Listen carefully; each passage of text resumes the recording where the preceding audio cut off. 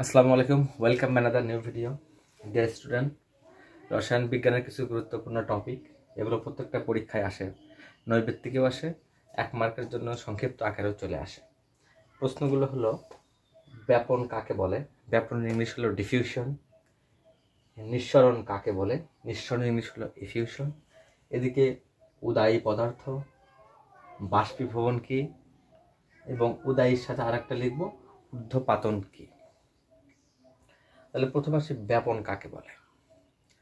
ব্যাপন হলো নির্দিষ্ট তাপমাত্রা ও স্থির চাপে কোনো ঘন মাধ্যম হতে হালকা স্বচ্ছ মাধ্যমে সমভাবে ছড়িয়ে পড়া বা পরিব্যাপ্ত হওয়ার যে প্রক্রিয়া, তাকেই বলবো আমরা কি ব্যাপন।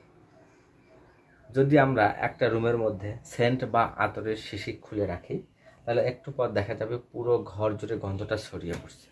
এই যে ছড়িয়ে পড়ার যে প্রক্রিয়া, সেটা হলো ব্যাপন। যদি আমরা একটা কাপে ঠান্ডা পানি, একটা কাপে গরম পানি নিয়ে 2টা কাপে 2টা টি ব্যাগ ভিজাই, তাহলে দেখা যাবে যে গরম পানির মধ্যে টি ব্যাগের রঙটা তাড়াতাড়ি ছড়িয়ে পড়বে, ঠান্ডা পানিতে টি ব্যাগের রঙটা ছড়িয়ে পড়বে না। তাহলে এতে বোঝা যাচ্ছে ব্যাপন গরম পানিতে ব্যাপনের পরিমাণটা বেশি হয়, ব্যাপনের হার বেশি হয়, কারণ গরম পানি উত্তপ্ত হয় এবং গতিশক্তি বেশি, এই কারণে ব্যাপনের হারটাও বেশি। অপরদিকে নিঃসরণ কি? নিঃসরণ হলো ইফিউশন। আমরা যদি একটা ফুলানো বেলুনকে ফুটো করে দেওয়া হয়, তাহলে হাওয়া বের হবে। কতক্ষণ বের হবে? যতক্ষণ না পর্যন্ত বেলুনের ভেতরের চাপ এবং পরিবেশের চাপ সমান না হয়। এই যে বেলুনের ভেতর থেকে হাওয়া বের হওয়ার যে প্রক্রিয়া, সেটাই হলো নিঃসরণ। এক কথায় বলতে গেলে, সেন্টের শিশি থেকে সেন্ট বের হওয়ার যে প্রক্রিয়া, সেটা হলো নিঃসরণ, এবং গন্ধ ছড়িয়ে পড়ার যে প্রক্রিয়া, তাকে বলা হবে কি ব্যাপন। আশা করি বোঝা গেছে। এখন আসো উদায়ী পদার্থ। উদায়ী পদার্থের জিনিস হলো কি ভোলাটাইল মেটাল। উদায়ী পদার্থ হলো ভোলাটাইল মেটাল। উদায়ী পদার্থ,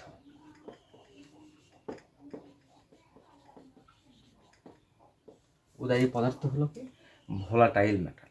তাহলে সংজ্ঞাটা কি বলবো? উদায়ী পদার্থ যে সকল পদার্থ কঠিন অবস্থা থেকে তাপ প্রয়োগ করলে সরাসরি গ্যাস বা বাষ্পে পরিণত হয়, এবং বাষ্পকে ঠান্ডা করলে আবার কঠিন অবস্থায় ফিরে আসে, তাকে বলবো আমরা উদায়ী পদার্থ।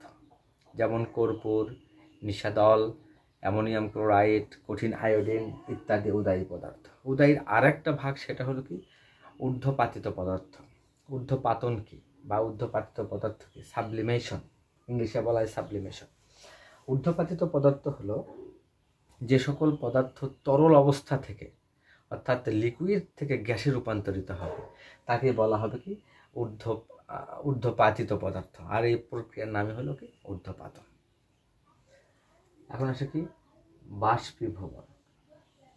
বাষ্পীভবন হলো কোনো তরল পদার্থকে যদি তাপ প্রয়োগ করা হয়, তাপ প্রয়োগ করলে সরাসরি বাষ্পে পরিণত হবে, তাকেই বলবো আমরা কি বাষ্পীভবন।